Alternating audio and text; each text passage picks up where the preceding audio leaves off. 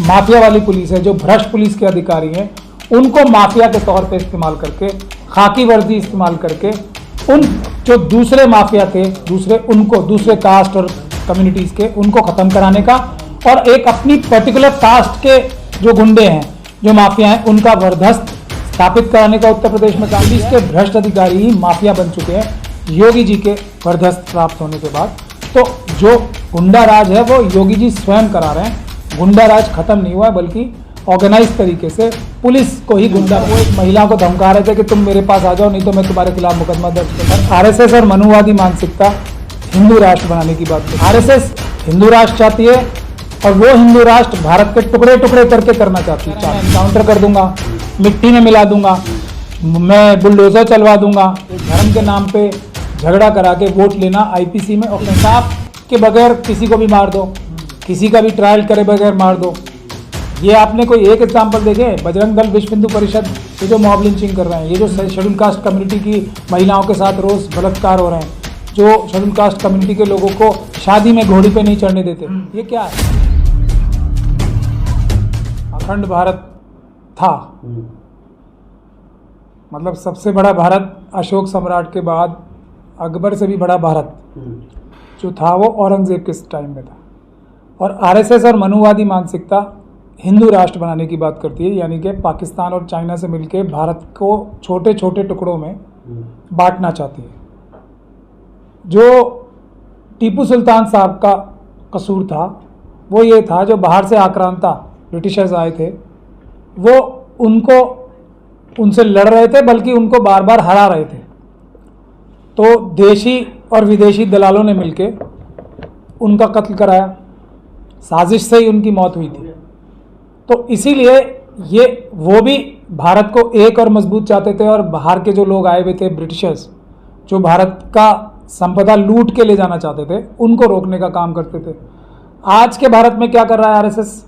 जो मनुवादी मानसिकता के गुजराती बिजनेसमैन हैं, भारत को लूट के चाइना के हवाले ही तो कर रहे हैं।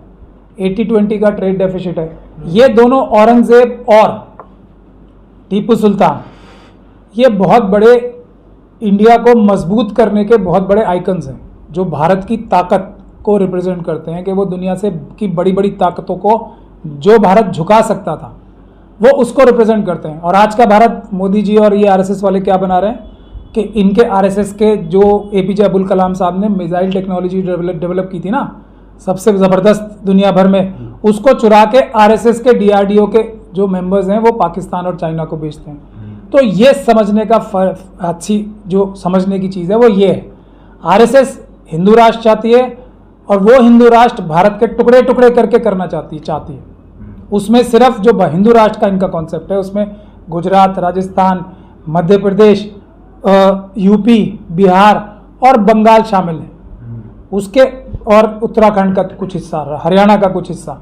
उसके अलावा इनका कोई हिंदू राष्ट्र का कॉन्सेप्ट नहीं है। ये सदर्न इंडिया वालों को, यानी कि दक्षिण भारतीयों को भी अपने से दूर करना चाहते हैं हिंदू राष्ट्र से, क्योंकि वहाँ इनकी नहीं चलती, क्योंकि वहाँ इनकी दाल नहीं गलने वाली। और ये जो नॉर्दर्न इंडिया के जो सिख कम्युनिटी है, जो और ऊपर नॉर्दर्न इंडिया के, उसको भी भारत के साथ नहीं देखना चाहते क्योंकि वहाँ भी इनकी छल कपट और मक्कारी नहीं चलती, वहाँ भी मनुस्मृति लागू नहीं होती, साउथ में भी मनुस्मृति लागू नहीं होती, नॉर्थ ईस्ट में भी मनुस्मृति लागू नहीं होगी। इसीलिए चाइना के साथ मिलके जो मणिपुर में आग लगाने का काम आरएसएस के लोग ही कर रहे हैं, वहाँ भी मनुस्मृति लागू करने के लिए आरएसएस के काडर्स ही सारी झगड़ा करा रहे हैं। ये बात आपको समझनी पड़ेगी। टीपू सुल्तान साहब के बारे में मैं आखिरी बात कह के खत्म करना चाहूंगा।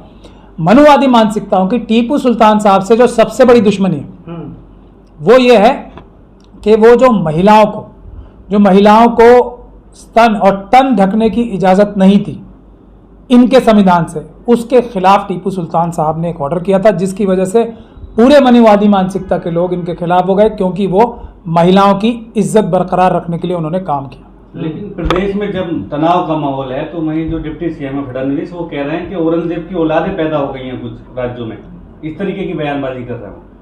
नहीं, औरंगजेब जो भारत को एक और बड़ा रखना चाहते थे, हालांकि उनकी पर्सनल गलतियां बहुत थी, मैं उनकी पर्सनल गलतियां बहुत मानता हूं कि उन्होंने अपने बाद किसी अच्छे उत्तराधिकारी को नहीं, जो उनकी एक सबसे बड़ी कमी थी, एक ही कमी थी कि उन्होंने अपने उत्तराधिकारियों पे ट्रस्ट नहीं किया पूरा। उसके अलावा तो भारत को मजबूत करने में वो सबसे बड़े एक जो ये आधुनिक भारत से जस्ट पहले सबसे बड़ा कंट्रीब्यूशन है देश को एक और अखंड रखने में, देश को मजबूत करने में, अफगानिस्तान तक को भारत बनाने में औरंगजेब साहब का बड़ा हाथ है। तो ऑब्वियसली मनुवादियों को जो छोटा भारत चाहते हैं, जो भारत के टुकड़े टुकड़े चाहते हैं, उनको औरंगजेब साहब से नफरत होगी।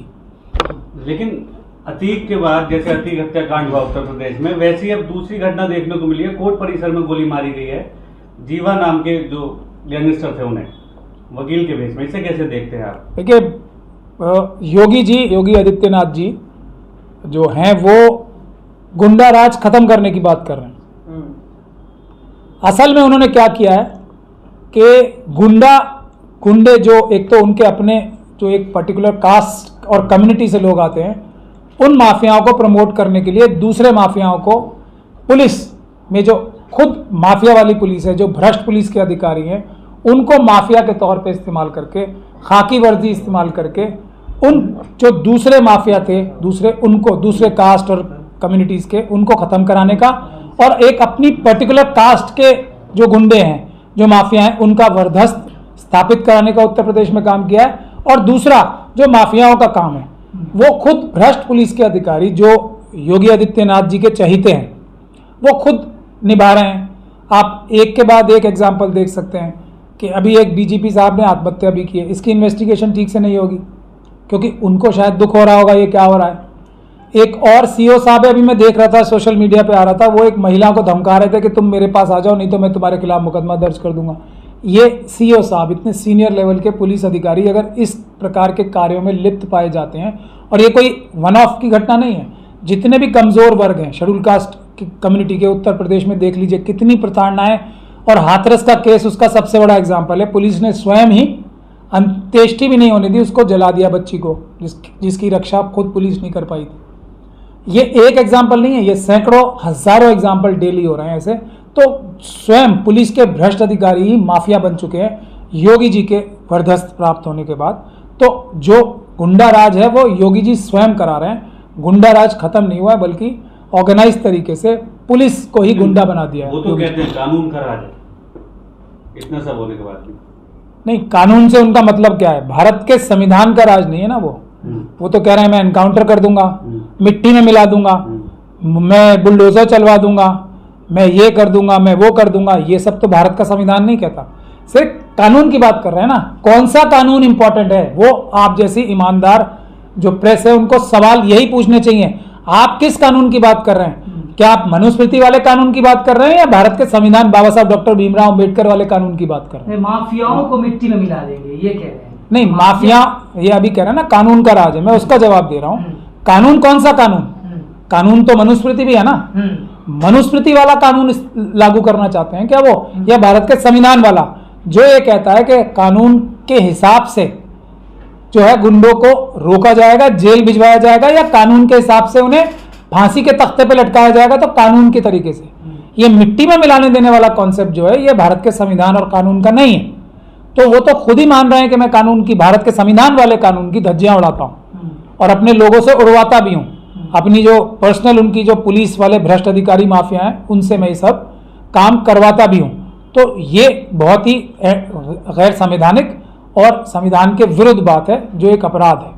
तो ये कानून संविधान क्या, भारत का संविधान इतना कमजोर है कि कोई भी चुना हुआ मुख्यमंत्री उसकी धज्जियां उड़ा देगा और वो उसे कुछ भी नहीं कहेगा? नहीं, संविधान देखिए क्या है, भारत के संविधान के सबसे बड़े रक्षक तो आप और मैं, देश के नागरिक जो देश के मालिक हैं वो है।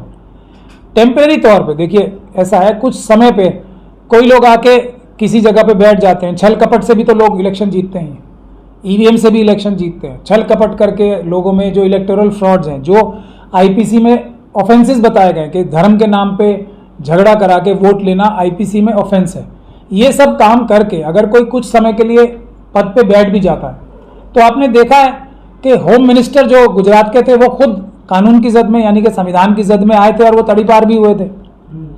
उनके खिलाफ कोई पहले मुख्यमंत्री थोड़ी होंगे जिनके खिलाफ सजाएं सुनाई जाएंगी।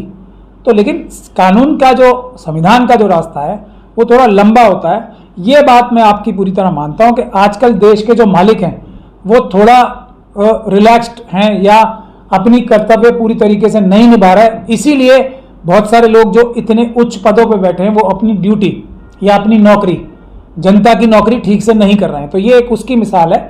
जनता और भारत का संविधान जनता के माध्यम से एक दिन इन सभी अपराधियों को बड़ी सजा देगा, आप लोग देखोगे। अभी यूपी के जो डिप्टी सीएम है केशव प्रसाद मौर्य, उनके बेटे ने अभी 5-7 दिन पहले बयान दिया कि पहले यूपी पुलिस आजम खां की भैंस ढूंढा करती थी, अब अतीक को गोली मारने का काम करती है। ये उनके बेटे ने बयान दिया, भाजपा की सभा में दिया, और उसके बाद जब पत्रकारों ने पूछा उसके बाद उन्होंने दोहराया इस बात। यानी कि वो इस बात को मान रहे हैं कि पुलिस वालों ने अतीक को गोली मारी थी।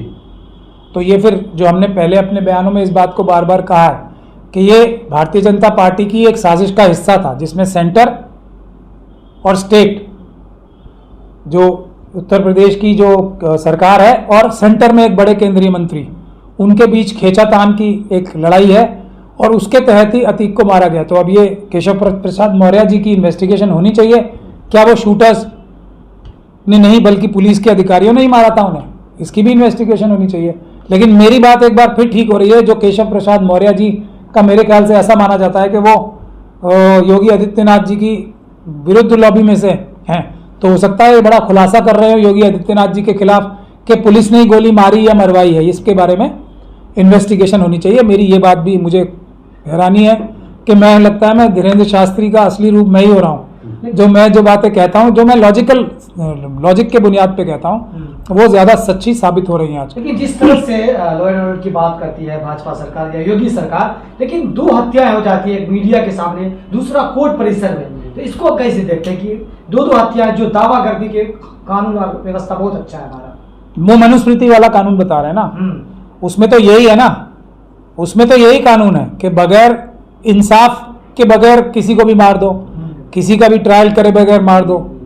ये आपने कोई एक एग्जाम्पल देखे? बजरंग दल, विश्व हिंदू परिषद, ये जो मॉब लिंचिंग कर रहे हैं, ये जो शेड्यूल कास्ट कम्युनिटी की महिलाओं के साथ रोज बलात्कार हो रहे हैं, जो शेड्यूल कास्ट कम्युनिटी के लोगों को शादी में घोड़ी पे नहीं चढ़ने देते, ये क्या है? ये मनुस्मृति तो है। उसी तरीके से लोगों को कोर्ट में गोली मार देना, लोगों को कहीं भी गोली मार देना, हॉस्पिटल के बाहर गोली मार देना, एनकाउंटर्स करा देना, लोगों की टांगों पे सैकड़ों हजारों लोगों की टांगे इन्होंने गोली मार के हाफ एनकाउंटर का कॉन्सेप्ट शुरू कर दिया है। तो ये सब काम तो क्रिमिनल्स ही करते हैं ना। भारत के संविधान में आस्था रखने वाले लोग तो ऐसा एक कानून बनाते हैं कि जिससे लोगों को लगे कि हाँ सिस्टम का राज है, कानून का राज है। वरना ये लोग वो हैं कि कानून को नीचा दिखा के, भारत के संविधान को नीचा दिखा के ये बताते हैं कि मैं भारत के संविधान से हटके मैं आपको न्याय दिलवाऊंगा। ये सब अराजकता है, ये सब जो है भारत के संविधान के विरुद्ध काम है। ये सब जो लोग हैं वो हिंदू राष्ट्र के मानने वाले हैं, जो मनुस्मृति के मानने वाले हैं। बाबा बागेश्वर का एक दिन